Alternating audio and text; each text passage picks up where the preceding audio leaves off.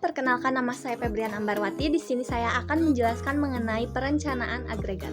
Perencanaan agregat adalah suatu perencanaan mengenai kuantitas dan waktu produksi dalam jangka menengah sekitar 3 bulan hingga 1 tahun.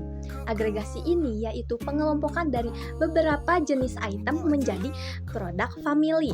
Tujuannya adalah untuk memberikan gambaran kepada manajemen apa aja sih kebutuhan yang diperlukan terhadap variabel-variabel produksinya. Nah, untuk variabel-variabel produksi di sini yaitu seperti persediaan material, tenaga kerja, upah lembur karyawan, dan SDM lainnya. Saya Ilham Nuri akan menjelaskan tentang metode perencanaan agregat. Jadi metode perencanaan agregat ini digunakan di dalam perusahaan untuk merencanakan dalam jangka waktu yang sangat pendek metode penyesuaian tenaga kerja. Jadi di dalam metode ini disesuaikan ya secara langsung dengan permintaan. Metode level produksi. Nah, metode level produksi ini adalah dipertahankan pada tingkat relatif yang konstan sepanjang periode itu masih dalam perencanaan. Metode gabungan atau hybrid. Nah, di dalam metode gabungan ini berarti mencoba mencampurkan antara dua metode yang saling berbeda. Nah, metode peramalan itu permintaan pelanggan untuk meramalkan perencanaan produksi. Nah, yang selanjutnya ada metode penjadwalan agregat. Nah, di sini adalah metode ini untuk produksi ini dijadwalkan dalam waktu yang sangat panjang atau pendek, penyeimbangan kapasitas, yang dimana metode ini berfokus untuk pemantauan dan juga penyesuaian. Ada metode optimasi matematis. Nah, metode ini menggunakan pemodelan matematis yang digunakan untuk peramalan supaya lebih optimal. Dan di sini saya akan menjelaskan sedikit tentang apa itu peramalan ataupun forecasting. Peramalan atau forecasting di sini adalah proses yang digunakan untuk memperkirakan suatu demand ataupun data-data ataupun jumlah di masa yang akan datang. Nah, jumlah ataupun data yang akan dibutuhkan kali ini yaitu pertama ada quantity, quality, time, dan juga location yang akan dibutuhkan dalam metode peramalan ini. Jenis yang pertama itu adalah peramalan kuantitatif.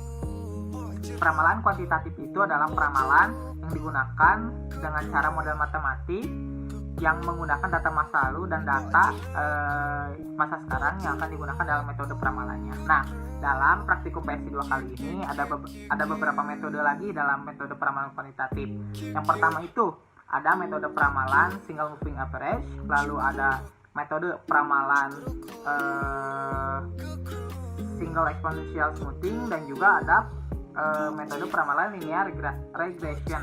Nah, metode peramalan single moving average itu adalah dengan cara pemerataan nilai dari suatu kelompok ataupun suatu data yang akan dicari kembali lagi rata-rata dari data tersebut.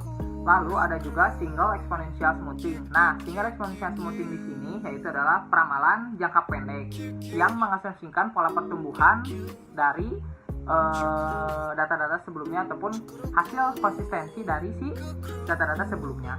Lalu ada linear regression. Nah, linear regression di sini yaitu menggambarkan hubungan linear antara variabel dan juga variabel respon, dan juga terhadap variabel independen dan terhadap variabel waktu.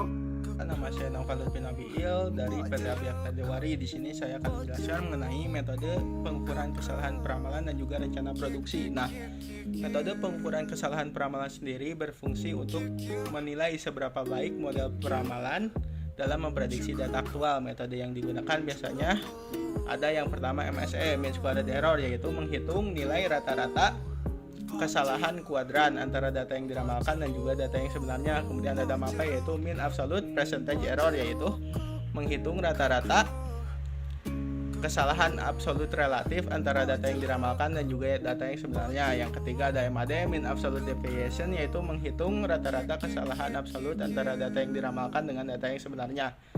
Nah, yang selanjutnya ada rencana produksi. Nah, rencana produksi ini merupakan perencanaan untuk melakukan produksi barang atau jasa untuk memastikan sumber daya yang digunakan efektif dan proses produksi berjalan efisien sesuai dengan rencana.